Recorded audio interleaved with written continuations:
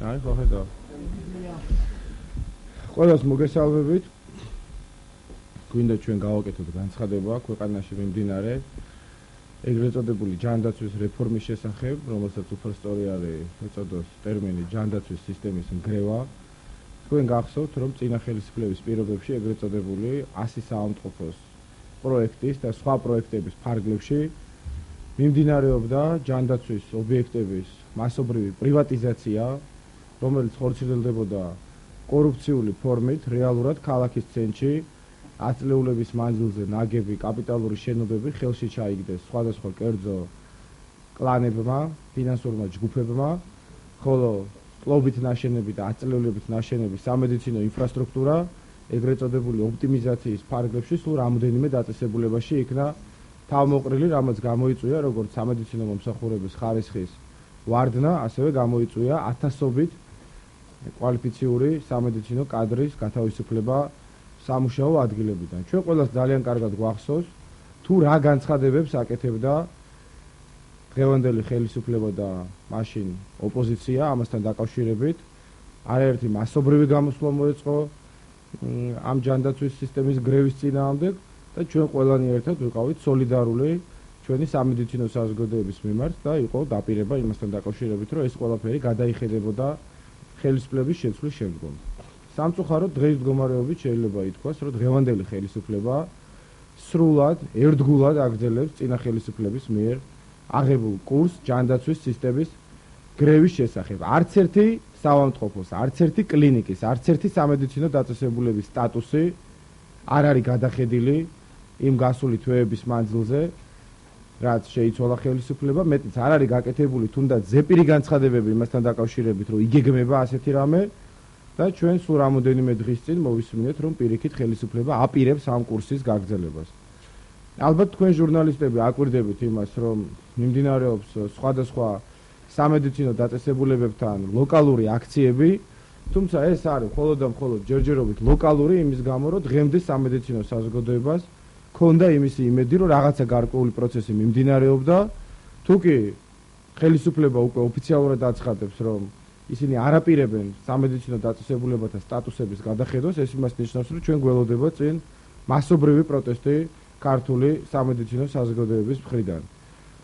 სხვა შორის უნდა ვთქვა ისიც, რომ არაერთი სამედიცინო დაწესებულება პირადად ჯანდაცვის მინისტრმა შეიყვანა შეცდომაში და უთხრა, რომ თქვენი საკითხის განხილვა მიმდინარეობს მთავარი პროკურატურის ეგიდით, რომელსაც ბუნებრივია, რომ სათანადო კომპეტენცია არ გააჩნდა. მე არაერთხელ დამიხარჯავს ტელეეთერში დადებითი სიტყვები ბატონი სერგიენკოს მიმართ, მაგრამ როცა გასაკრიტიკებელია, მე მინდა მას ვთხოვო, რომ გამოვიდეს და ბოდიში მოუხადოს ექიმებს, რომლებიც 8 თვის მანძილზე ჩემთან მოდიოდნენ და მეუბნებოდნენ.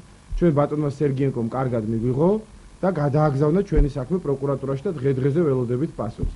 ეს იყო ბატონი სერგიენკოს მხრიდან ძალიან მე ვფიქრობ, რომ არაეთიკური, მოდით უფრო მძიმე ტერმინს ამ შემთხვევაში არ გამოვიყენებ, არაეთიკური ქმედება თავისივე კოლეგების მიმართ, ვინაიდან მან ძალიან კარგად იცოდა, რომ ბატონი კბილაშვილის უწყება არანაირ ქმედებებს ამ საქმეებზე არ აწარმოებდა. აქედან გამომდინარე, ჩვენ პარტია თავისუფალი საქართველო დარწმუნებული ვარ ამაში ჩაერთვება ძალიან ბევრი სხვა პოლიტიკური ორგანიზაციაც და არასამთავრობო ორგანიზაციაც, დავიწყებთ აუცილებლად ჯანდაცვის დამანგრეველი რეფორმის შედეგების გადახედვას. ჩვენ ვაპირებთ, დღეს ჩვენთან ერთად არის ქალბატონი ნათალა გელაშვილი, რომელიც წარმოადგენს ყოფილი მერვე საავადმყოფოს სამედიცინო კოლექტივს, თუმცა ანალოგიური პრობლემა არის შექმნილი თბილისისა და რეგიონების ათეულობით სხვა კლინიკაში და ჩვენ ვაპირებთ შევიტანოთ, ეს იქნება პირველი ასეთი განცხადება საქართველოს მთავრობაში ზოგადი ადმინისტრაციული კოდექსის მოთხოვნების დაცვით და მოვითხოვთ გაუქმდეს პრივატიზება მერვე საავადმყოფოსი და დაუბრუნდეს ეს სამედიცინო დაწესებულება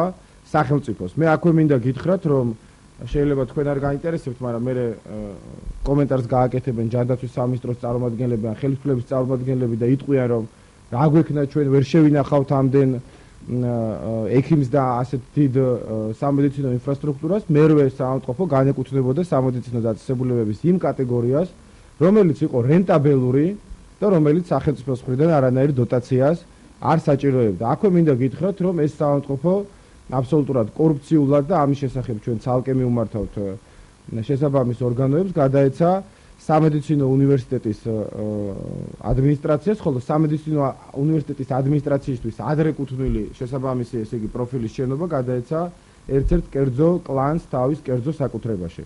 ამიტომაც ჩვენ გვაქვს ორი კონკრეტული მოთხოვნა საქართველოს ხელისუფლების მიმართ ჯანდაცვის მინისტრის და პრემიერ-მინისტრის მხრიდან და ძალიან მოკლე დროში ველოდებით პასუხს. პირველი ეს არის, რომ უნდა აღდგეს მერვე საავადმყოფოს სტატუსი როგორც სახელმწიფო სააქციო საზოგადოებისა.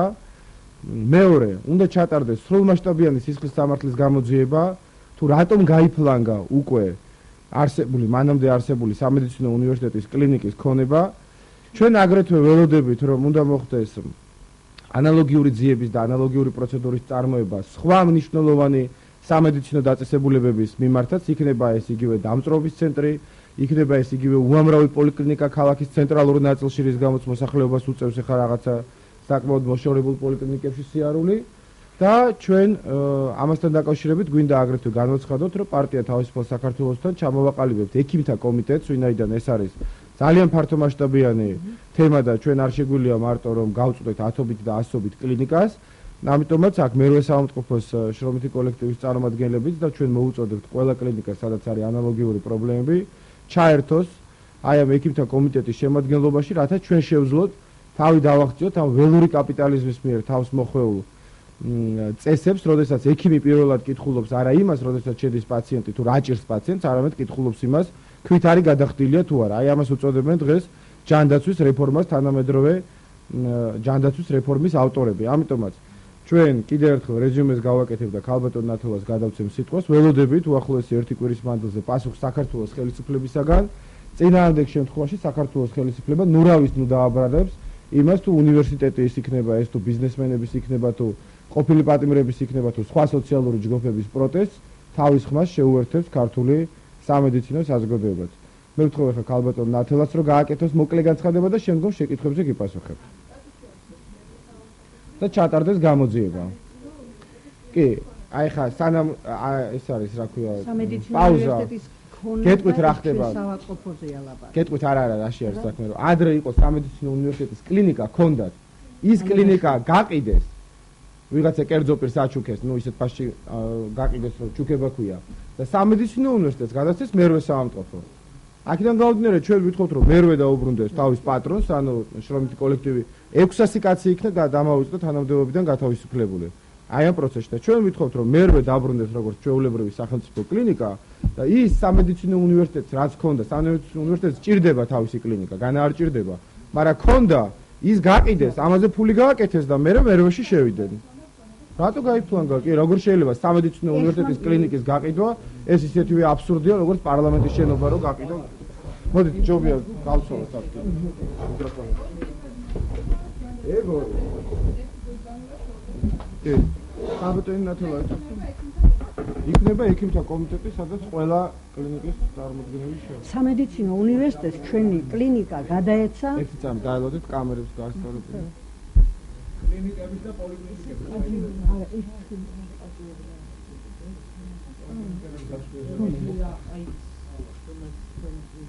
ალადაშვილი ყოფილი მეორე.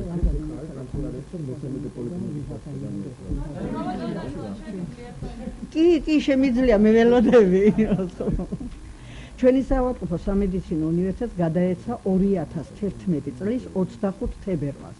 ჩვენ ახლა გაგვეხარდა კოლექტივს, იმიტომ რომ მაინც ექიმები შემოდიოდნენ ჩვენ საავადმყოფოში, ჩვენი საავადმყოფო არ იყო სამედიცინო უნივერსიტეტის კლინიკა, მაგრამ 7-დან 8 კათედრა ყოველთვის მუშაობდა, მაგრამ მოხდა საოცრება.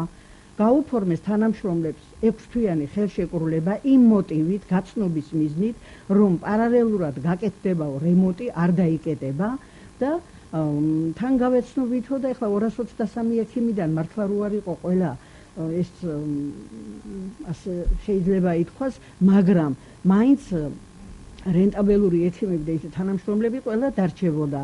მაგრამ მოხდა სასწაული აგვისტოს თვის დასაწყისში, სადღაც 10-15 რიცხვი იყო, გამოაცხადეს, რომ საავადმყოფო იკეტებოდა კაპიტალურ შეკეთებაზე. აღმოჩნდა ტყუილი 615 კაცი დარჩა ქუჩაში, გარდა ყბასახის ქირურგიული განყოფილების 5 ექიმი, ერთი ყელყურცხვირის ექიმი, გადავიდა ალადაშვილის სახელობის კლინიკაში უზნაძის ქუჩაზე. ამავდროულად იმასაც მოგახსენებთ, რომ 2010 წლის ივნისის თვეში საავადმყოფო უნივერსიტეტის კანცლერი ორჯონიკიდე წერს ეკონომიკის სამინისტროს, რომ ვინაიდანო სამედიცინო უნივერსიტეტს არ აკმაყოფილებს ბაზები, გთხოვთ გადმოგვეცითო პირადად ჩვენი საავადმყოფოს მისამართი იყო მითითებული. 2011 წელში გადაეცა 2011 წლის დეკემბრის თვეში არსებული იმათი კლინიკა, ალადაშვილის სახელობის კლინიკა, ყოფილი მეორე უზნაძის ქუჩაზე გამოცხადდა სახელმწიფო შეფესად. 2012 წლის იანვარში იყიდა ვინმე იური ხუნდაძემ 80%, თამაზ ჩხიკვაძემ 15% და 5% იქ ერთი ექიმია კიდევ. ისმება კითხვა, თუ არ ყოფნის ბაზები ჩვენი საავადმყოფო ხელში ჩაიგდეს და თავიანთი გაყიდეს? კი, ისინიც დაზარალებულები არიან, რომ ამხელა რესპუბლიკური კლინიკური საავადმყოფო ხელისუფლებამ ჩამოართვა, მაგრამ ეს ხო მერვე საავადმყოფოს ხარჯზე არ უნდა იგი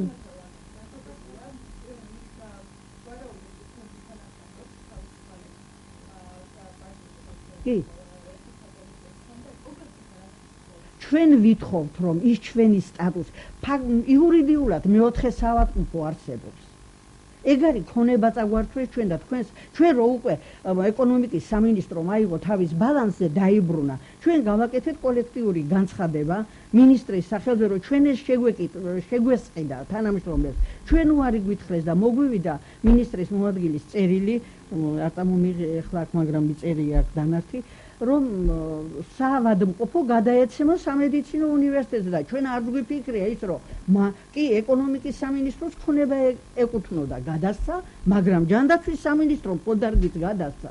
რატომ მიიღო ასე სამედიცინო უნივერსიტეტმა? აი ეს არის საკითხავი. ჩვენ ვითხოვთ, რომ აღდგეს ისევ ჩვენი საავადმყოფო, დაუბრუნდეს თავის ძველთაძველ კოლექტივს, აგერ 1 ივლისს ხდება 50 წელი, რაც ჩვენი საავადმყოფო ფუნქციონირებს, დაბრუნდეს ყველა თანამშრომელი. ყველამ თავისი თიშოვა, ისე რომ მაგრამ 6-ს ახლა ყველამ ვერ მუშაობს, მაგრამ ზოგმა იშოვა სამსახურები. ჟვანიაში წაიყვანეს რაღაცა 5 თუ 6 ტექნიკური პერსონალი, ვინც კომპიუტერო დიდი ნაწილი კი არა, ყველა დაუსაქმებელი.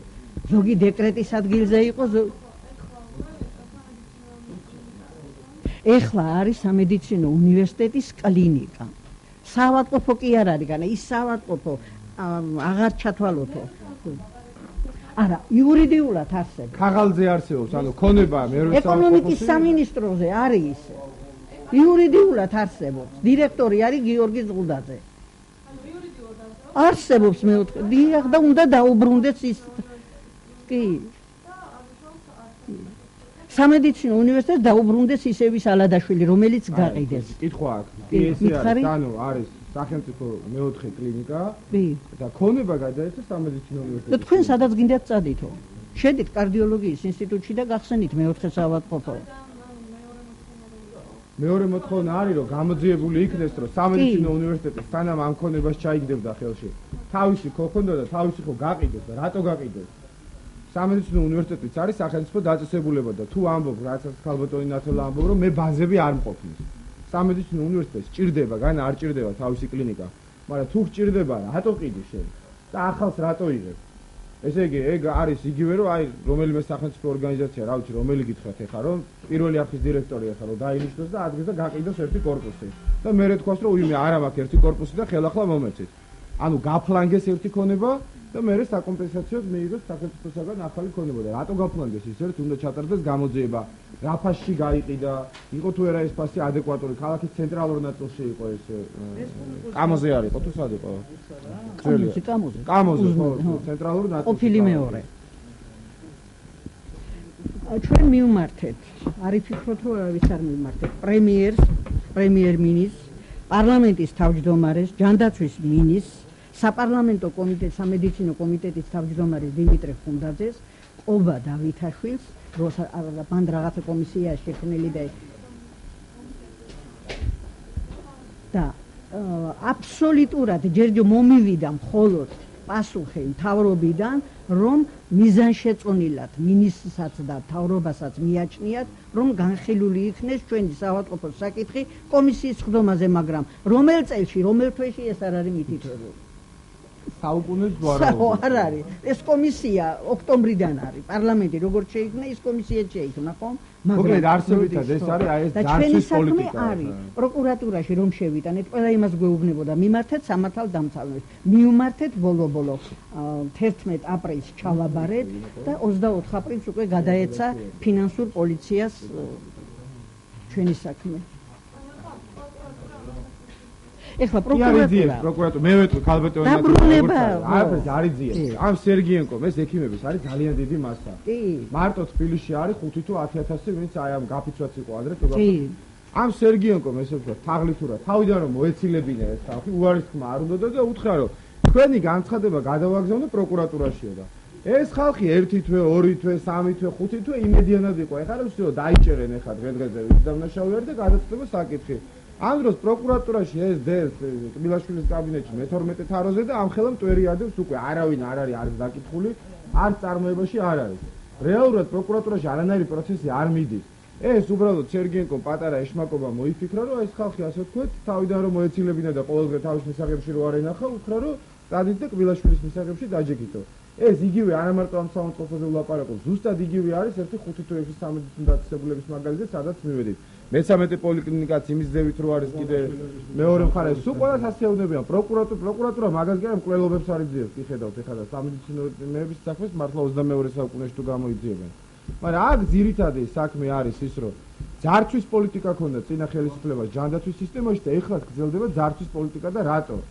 ახალგაზრდები ხართ თქვენ, მაგრამ კომუნისტებმა ააშენეს ეს კლინიკები, ხო იცით, ყველა ქალაქის ცენტრში, თავისი გამწვანებებით, თავისი 10 სართულიანი შენობებით და ყველა საავადმყოფო, ყოველთვის ძირითადი საავადმყოფო ეს არის კაპიტალური ძვირადღირებული შენობები ქალაქის ძვირადღირებულ რაიონებში. სააკაშვილმა დაიწყო რა ძარცვის პოლიტიკა, რომ რაჯანდაბად უნდა ინფექციურ სამხელა ადგილი, ესე იგი, რომელიც ღილს ალბათ 20 მილიონი საბურთალოზე, ადგა ეს ჩემი ინფექციურიდან სადღაც შეტენა ორ ოთახში ქალაქის გარეუბანში და ეს 20 მილიონიანი შენობა გაყიდა თავის ფასში. აი ეს ჩატარდა ძირითადად ყველა საავადმყოფოს მიმართ, რომ პოლიკლინიკების ყველა კაპიტალური შენობა იყო და საუკეთესო ადგილებში იყო. ეხლა როგორც პოლიციებს შეაშენებენ ესენი კაი ადგილას, მაშინ ასე შენდებოდა საავადმყოფოები და სკოლები.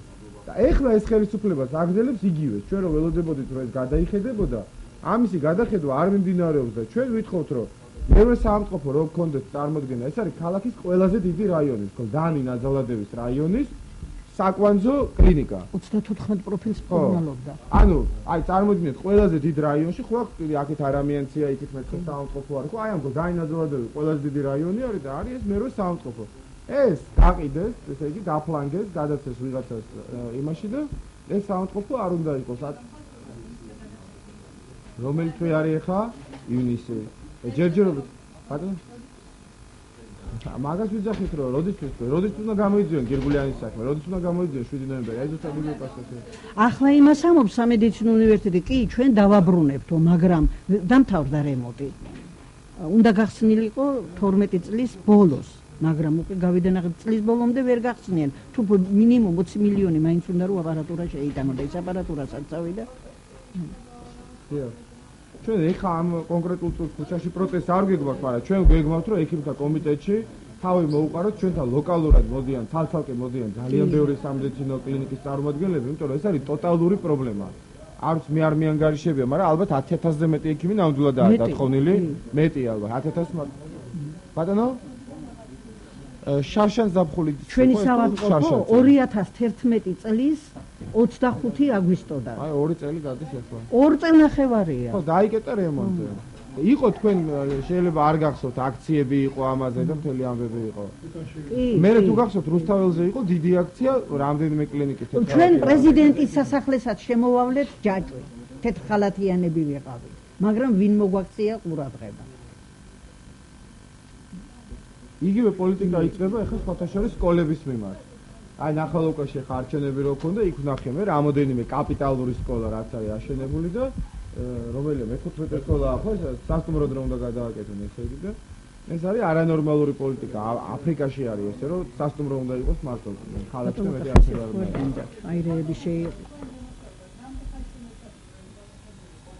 ჩვენ დაგვიდნენ რომ სადღაც 12 წლის ოქტომბრის თვეში უკვე გაიხსნებოდა საავადმყოფო, მაგრამ ისიც საკითხავია თუ გაიხსნება წლის ბოლოს.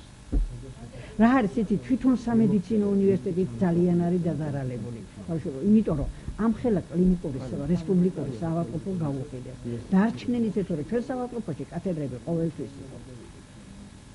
ჩვენი საავადმყოფო რო გაიხსნა ხეჩინაშვილი ჩვენთან სულ ისეთი ბუმბერაზი პროფესორები.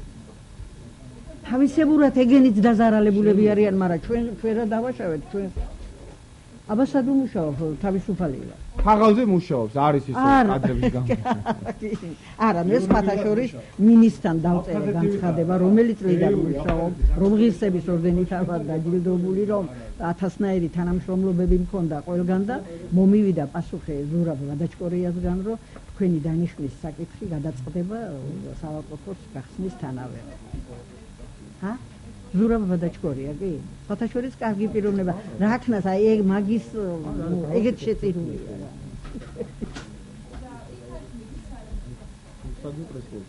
დამთავრდა უკვე. დაკეტილია. კი, დამთავრდა. სულ გიფსოკარდონით არის გაკეთებული 2 წელიწადში ისევ საერთოდ. ჰა? არა, ჯერ არ გახსნილა, ჯერ თუ არ შეიტანეს აპარატურა და ეს.